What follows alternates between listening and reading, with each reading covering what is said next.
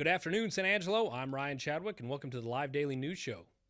Today on the news, the San Angelo City Council meets on Tuesday with a full agenda. The San Angelo ISD Board of Trustees will meet Monday evening, and the Salvation Army has opened this year's Angel Tree program.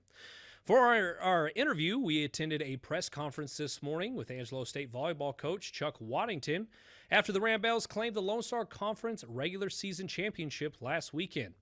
Angelo State is also the number one seed in the upcoming LSC tournament and will host that in San Angelo this weekend. We'll get right to that press conference after this message from Jim Bass. Find your perfect Nissan at Jim Bass Nissan. With our incredible selection, generous factory rebates, and attractive dealer discounts, you can enjoy affordable monthly payments that fit your budget. Don't miss out on our amazing offers, like the stunning 2025 Nissan Frontier for just $499 per month. You can only find deals this great at Jim Bass Nissan, corner of Houston Hart at Arden Road, or shop 24/7 at jimbassnissan.com. All right, Coach. First and foremost, congratulations on winning a regular season championship in the Lone Star Conference. Of course, by rules and conference regulation, technically it's a share, but it doesn't matter because at the end of the day, you have the one seed in the Lone Star Conference tournament, and you'll be hosting it here in Stevens Arena Janelle Center. So first and foremost, let's talk about this past weekend. I had a very tough matchup that you were telling us last week with Kingsville that took a four-setter, and then you were able to kind of relax a little bit more, should celebrate senior day, and then enjoy the festivities against International, being able to play some depth in that game against the Dust Devils. So let's talk about this weekend. What did you see from your team? What's the emotion for you and the squad knowing that y'all get to host a tournament here on your own floor? Well, number one, I don't think relax is the right word. Yes. That Saturday match counted just as much as any of the other ones that put us in a position to potentially be a conference champion, So, but we played well. We got a lot of people on the court that day. It was senior day, a high emotion day. As soon as we handed them the flowers, man, the tears for those kids, they just, because they put a lot into what we do, and it means a lot to them that people were here to support them and be there for them on that day. So, but back to Friday, Kingsville is as tough as they come. They beat some really good teams and they put up a fight. And it just the way it works out. With the conference tournament, we get to turn around and play them again. I'm sure they're not excited. I know we're not excited because they're, we're two good teams and we're two. Their coaches and our staff, we get along really well. And so, but it is what it is. We've got a 3-day fight. That's what I'm talking about, like a 3-day fight. We've got the potential to get in front of 3 different teams and compete, and so we got to be ready for that. So, we had yesterday off to kind of do treatment, take care of our bodies, but we're back in the gym today, which is not a day we typically practice, but it's postseason now and everything's on the line. It's win or go home. So we're going to prepare and we're preparing for one match on Thursday. It's the same old. Nothing changes. It's the same old, but it's the truth. You don't win Thursday, you don't get to play Friday. So Thursday's the most important match of the year. Walk me through this journey since last year, losing a bunch of players in the offseason to now hosting an LSC tournament. Just what's it been like?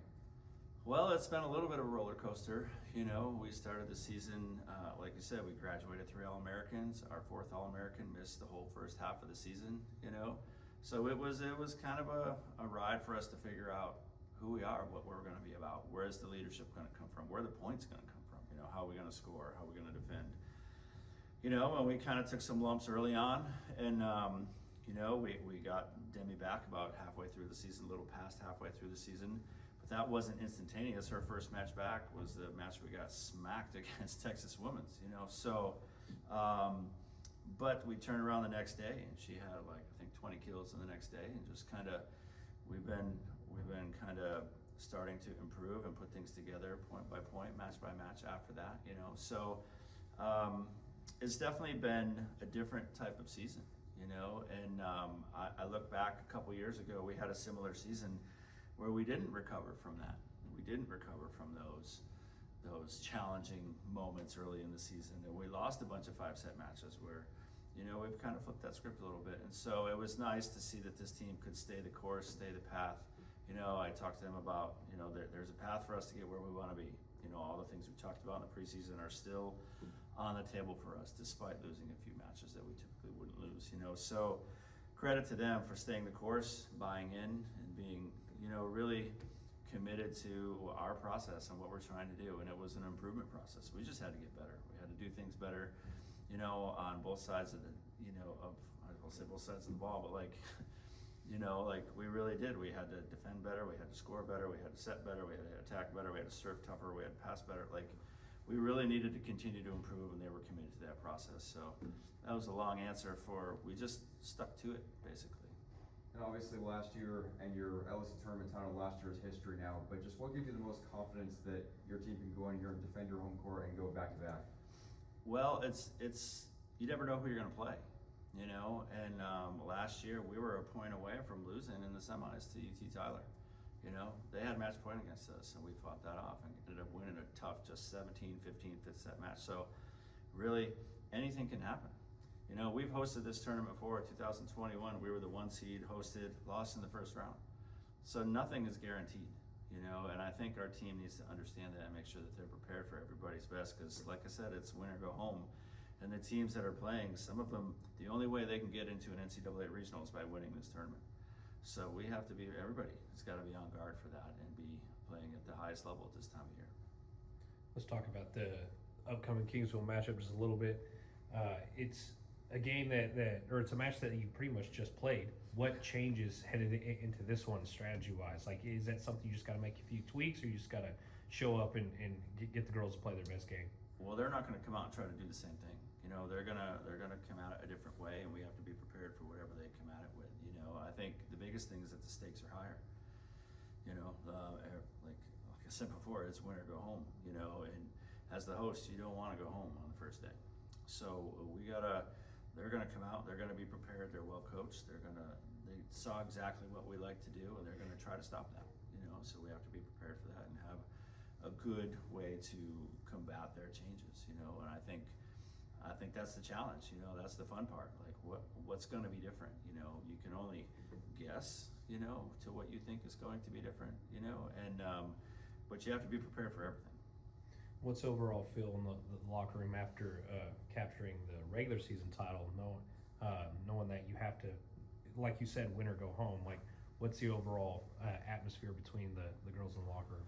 Well, we didn't spend much time talking about it because it was our senior day. So we came up here and we celebrated those 3 seniors, and most of the conversation was about them, you know. And so this morning, though, we're back at weights. We're doing what we do. We're getting prepared, and they know that they want to go out and win a conference tournament. You know, I mean, that's their goal. But you got a tough team in front of us. So we got to be prepared for that.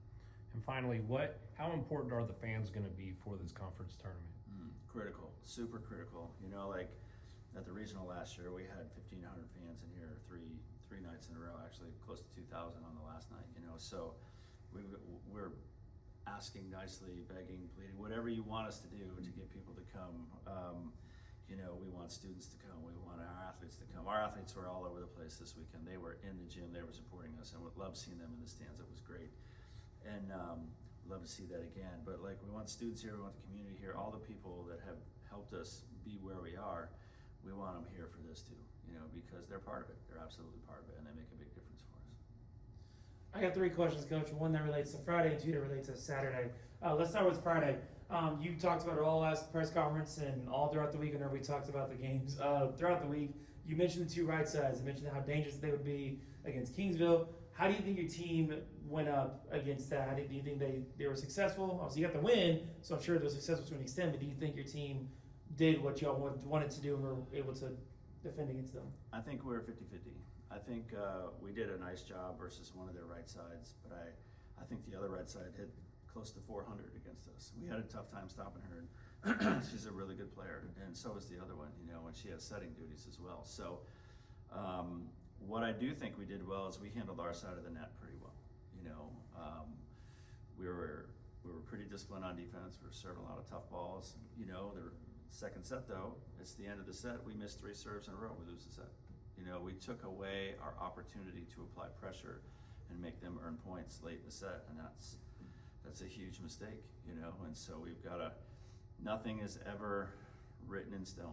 Like, just because you're winning late in a set doesn't mean you're going to, and you have to go do the things it takes to be successful instead of just hoping that the other team loses. So I think that is going to be a big emphasis on us, you know, to try to make sure that we're executing at a high level in all phases the whole time. We don't want to do this. This is not the time of the year to be inconsistent. So we want to play consistently, want to play hard, and handle our side. And then on the Saturday, let's start with the youth. Obviously, you mentioned you got a lot of your depth players out on the floor on Saturday, and some of them made some pretty big plays. A couple big blocks, a couple solid swings, and your bench was getting into it. And your starters were out there hyping the girls up. Talking about that feeling for you as a coach, knowing that the seniors are backing the freshmen and sophomores as they are. Well, they're in the gym together every single day. They beat each other up every single day, and I think they're excited when they get their opportunity, and they don't feel slighted because they understand that those kids work just as hard as anybody else in the gym. So it's nice to see them support them. It tells me that our culture is in a good place, that our hearts are in the right place and we're doing the right things.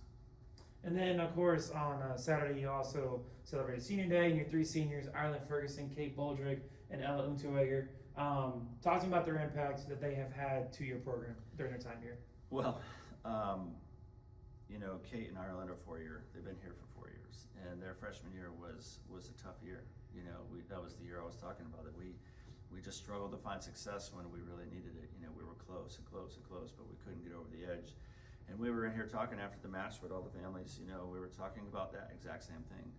And the difference is those two have experienced that. And I said this to Kate. I said, Kate, you were a force of nature on Friday night. There's no way you were going to let this team lose. I saw it in your face, and you played like it. And they just they've set a high standard. All three of them. And Ella's injured right now, but she still, before her injury, she comes to work every day in the gym. Like, she puts her hard hat on. She's gonna bring her best every chance she gets. And I just appreciate that about her. And but that's a group that brings a lot of leadership. A lot of experience. They've been those two. The two 4-year kids have been on the court basically all 4 years. As starters, as backups, but they have been on the court for us a lot in the last 4 years, and that experience really helps make a difference when it matters. Awesome, thank you, Coach. Thanks, guys. Appreciate you. Into the news. The San Angelo City Council is scheduled to meet Tuesday, November 18th at 8:30 a.m. at the McNeese Convention Center. The agenda for this meeting includes tourism recognition, contract approvals, transportation grant support, utility easements, cemetery action, and multiple public hearings on zoning and right-of-way matters. The consent agenda includes approval of meeting minutes and several contracts, including a stop-loss medical coverage agreement, a $415,000 ambulance purchase, and a $1.29 million task order for North Chadbourne street design and drainage. Other items include Northeast Sector Planning, a $255,000 planning services order, and a cemetery notice of abandonment. City Council will also consider supporting an $82,000 commitment connected to a highway safety grant, and also hold a second reading of a police budget amendment addressing staffing and pay. The regular agenda includes a hotel occupancy tax agreement, appointments, tiers project reviews totaling over $579,000, and multiple zoning hearings near the Coliseum area and Randolph, Hill, and Van Buren streets. Next up, the San Angelo ISD Board of Trustees will meet on Monday, November 17th at 5:45 p.m. at the District Administration Building on University Avenue. The agenda includes 4 recognitions, public comment, and a finance and audit workshop. Topics include bills and accounts, investment reports, and the September 2025 tax collection report. Information items include a bond construction update, an academic program update, and facilities planning. Consent items include donation approvals, meeting minutes, and a review of library book purchases. Action items include financial statements, the district's multi-hazard emergency operations plan, 2025-2026 performance objectives, an interlocal transportation agreement, and the district's financial integrity rating. Finally, man, that was a mouthful, guys. Finally, the Salvation Army has launched this year's Angel Tree program with a goal of providing toys and clothing to children in need through community donation and adoption. More than 725 children are expected to benefit from this year's program. It's a very good cause, guys, seriously. Angel Trees are available at local Walmarts and the Sunset Mall. Gift pickup is scheduled for December 19th. Participation is also available through Walmart's online Registry for Good program. More information on all these stories are available on our website. We'll be right back with weather after this message from Jay Chandler.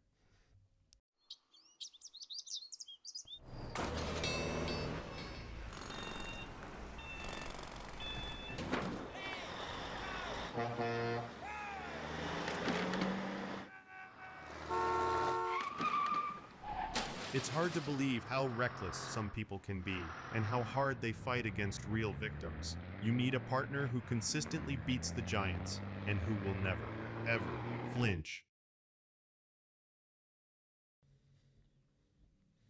Now into the weather. This afternoon will be sunny with a high near 88 and west-southwest winds up to 10 miles per hour. Tonight, mostly clear with a low near 58. Tuesday starts mostly cloudy, then becomes sunny with a high near 83. Wednesday brings a chance of showers and thunderstorms with a high near 79 and a 50% chance of rain. Wednesday night has a 70% chance of rain with temperatures near 61. Thursday has a 90% chance of showers and possibly a thunderstorm and a high near 74 with 1 to 2 inches of rain possible. Friday returns to sunshine with a high near 72. And we'll be right back after this word from Cano's Diamonds and Coins. When it comes to unique pieces you can't find anywhere else, Cano's Diamonds and Coins is your one-stop shop. With over 24 years in the diamond and coin industry, Cano's Diamonds and Coins is West Texas's choice for diamonds, jewelry, coins, silver, and gold. Owner Bill Cano stands by his work and offers free consultations, including estate jewelry. Don't just trust anyone with your valuables. Come see the staff at Cano's at 1016 West Beauregard in San Angelo. All right, everybody, thank you again for watching the Live Daily News Show, the only locally owned news show in the Concho Valley. Follow us on social media and download the San Angelo Live mobile app. For the live team here, I'm Ryan Chadwick, and we will see you tomorrow.